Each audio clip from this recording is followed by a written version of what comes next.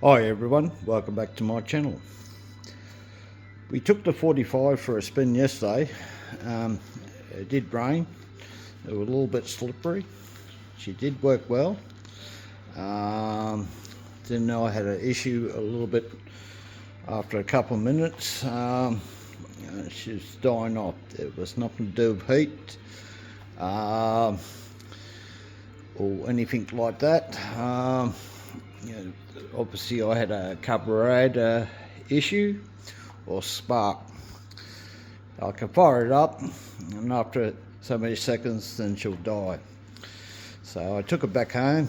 I got the video when she first started, but it was no use to put on YouTube because eventually, like later, this is where it started to play up. So this is the billet 45 I built.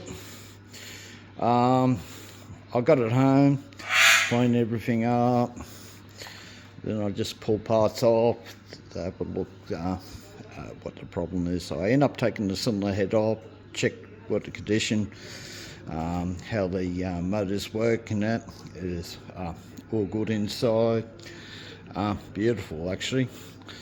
So the first thing is to troubleshoot the problem. Guys, this will help you out with your build if you have the same problem. The first thing I would check straight off with anything else I use on a Rovan or anything like that is the coil gap. It's pretty critical on this. So if you do a lot of modification and it's set up for say 10,000 RPM clutch spring, I run a FS steel clutch shoes. Everything's got to work together. So make sure your gap is 0.4. She was healing a little bit up that way on the coil. Check your spark plug gap, which is 0.7. They're your main things you got to check first up. All right, so everything looked good and everything. So the only thing was left was take the carburetor off. So, I didn't have an air leak, no nothing. The temperature didn't, the motor temperature was low. The plug seemed to be okay burning wise. So we took the carburetor off and I'm going to show you which I run a WJ71. This is a Taylor intake manifold. It bolts straight to your 320 onwards the 45. Okay, so I run a WJ carburetor. All right, and we're just going to go over the things I found, what was wrong. So guys, usually a lot of people don't look at, okay, they buy the carburetor, put it on, and run into problems. It doesn't seem to tune well. Okay, you got to look right into this. So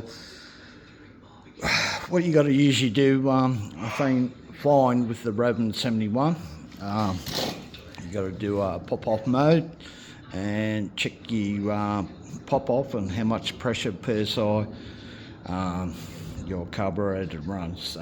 Normally you do this sort of stuff more on the Reed engine, but piston port you need to do the same thing. Now I have done a video of this before. You got to buy one of these gauges. You can buy them on eBay. They work.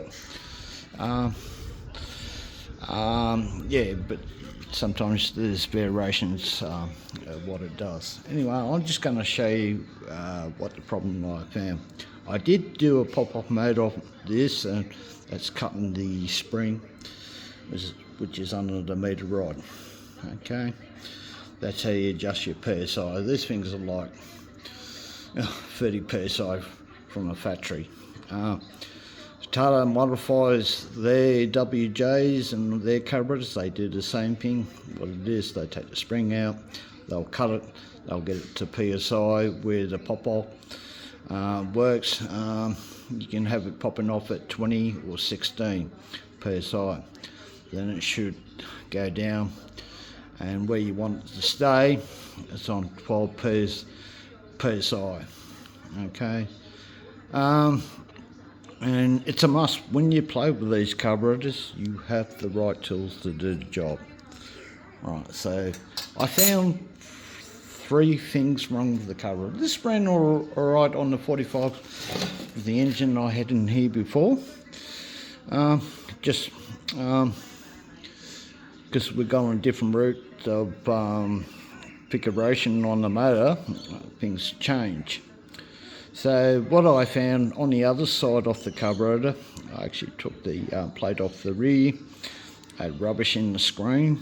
There's a screen in there, stops you sucking in rubbish and going through the carburetor. So I found rubbish in there. This was popping off at 25. So I just took the spring out. I cut it to use nice sharp side cutters. Alright, I nipped it, so I've got it popping off, say, of 20, 15 I think. I've got it pop off, at 18 psi, and it's sitting on around about 12, 13, 14. The reason why I say this, because this gauge went out of whack. As it is, it sits on 5. So when I pump it up, it's wherever I pop off, I've got to take that 5 off. Okay. So anyway, guys, I did I cleaned the screen. I did the pop off, so she's popping off at where I wanted to be, and I found another problem. Okay, so, I had this problem with the 28mm carb on the tailor motor. It was running rich all the time. Didn't matter what I did on the high or low. And the problem was this meter rod. I'll try and put it to you. Which is that was too high. Now I've got it pumped up as it is. So where are we at? So remember, it's 5 out on this, so she was popping off, say 18. So if I take 5 off there, that's 3, 2. She's sitting on 13 psi. Alright, so I got it pumped up for a reason. I'm going to show you why. Where the meter rod is slightly too high. Now the gauge you have to use is the W. Okay, it's the W gauge. You need to do it. Alright, so I'll try to get in here so you see WT. That's what you want to look at. So we run a WJ 71, you see the WJ. Okay, so that's your gauge here. Alright, so I'm going to show you what happens when I put it on top to tell you it's slightly too high. Okay, you got to put it on top there. Remember, the gauge is sitting there. I'll put it down. Try and do this still one hand with the camera. So you heard it? She popped off. She sits down at 5 psi. Okay, which is where it sits. Right, guys, so always when you adjust your meter rod spring, don't do it dry. Use some WD-40, spray in this section here, otherwise do it when it's wet. Okay, so this rod here has to go down the lever, so you got to bend it a little bit. Be very careful how you do it. You can bend it, break it, and all sorts of things. One thing I tell you, use a magnetic Phillips screwdriver. All right, it'll make it easier because to take that screw out, okay, the screw stays to it, and it's easier to put it back in. So you got more hands to work on your job. Right, just remember, do not over tighten that screw.